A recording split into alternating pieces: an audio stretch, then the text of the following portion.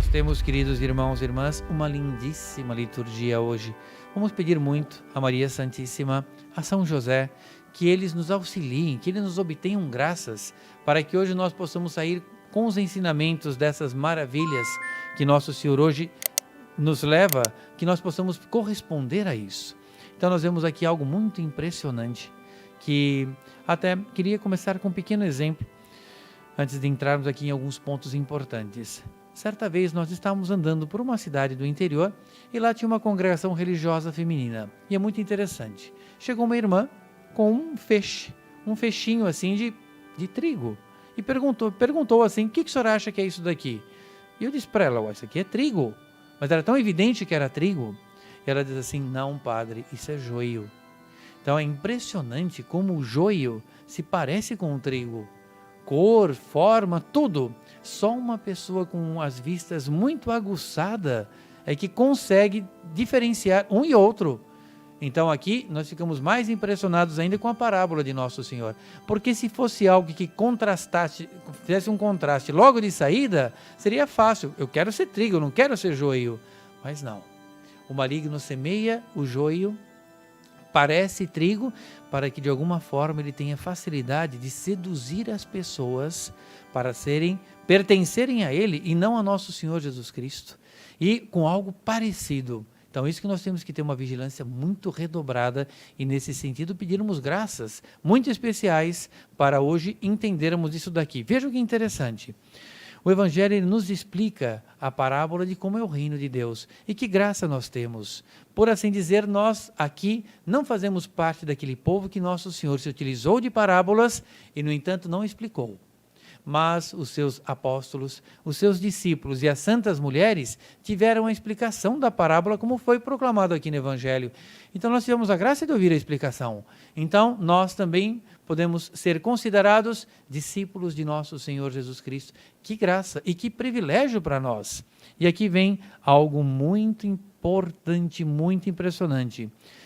Ele está tratando a aplicação dessa parábola para os nossos dias, a era que nós estamos vivendo. Senão, não tem um alcance, essa parábola tão bonita que Nosso Senhor nos ensina, é para fazermos uma aplicação para os dias de hoje.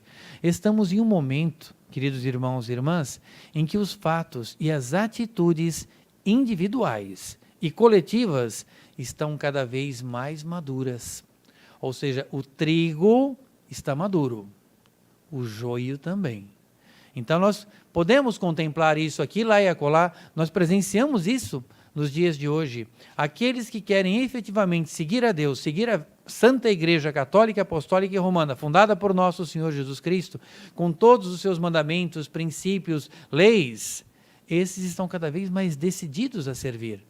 Mas também aqueles que fazem parte do joio estão decididos a contaminar o trigo. É muito impressionante. Depois, em que as posições estão cada vez mais definidas e de forma mais definitiva, ou seja, não voltam mais atrás.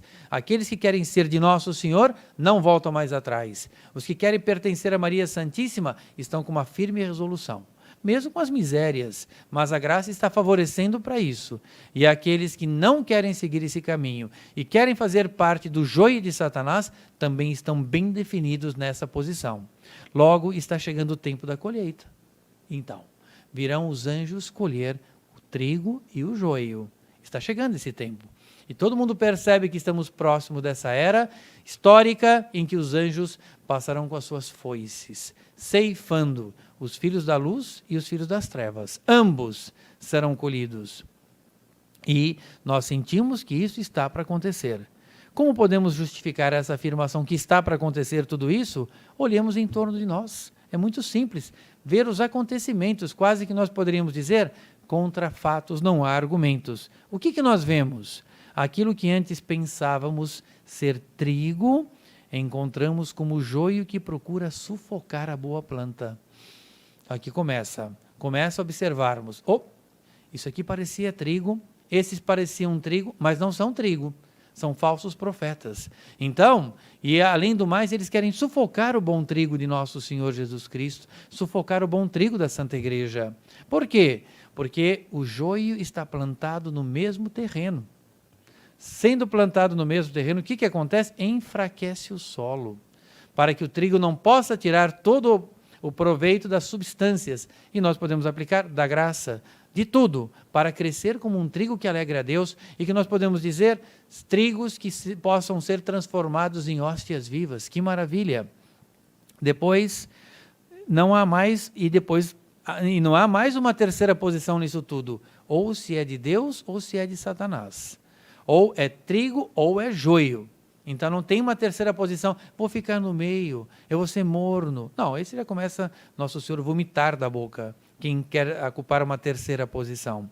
E por mais que o joio esteja misturado com o trigo, ele não faz parte da plantação de Deus, pois foi semeado pelo diabo. A parábola de Nosso Senhor está claríssima, semeado pelo diabo, e os que os constituem pertencem ao maligno. Ou seja, aqueles que tramam contra a salvação eterna, tramam contra a igreja, esses fazem parte desse joio de Satanás. Aqui está Mateus 13:39. O joio sufoca o trigo. O joio inutiliza a terra. Vejam que impressionante.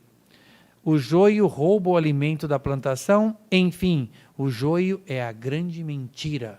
E aqui que nós temos que ter, queridos irmãos e irmãs, o discernimento de onde está o trigo, de onde está o joio.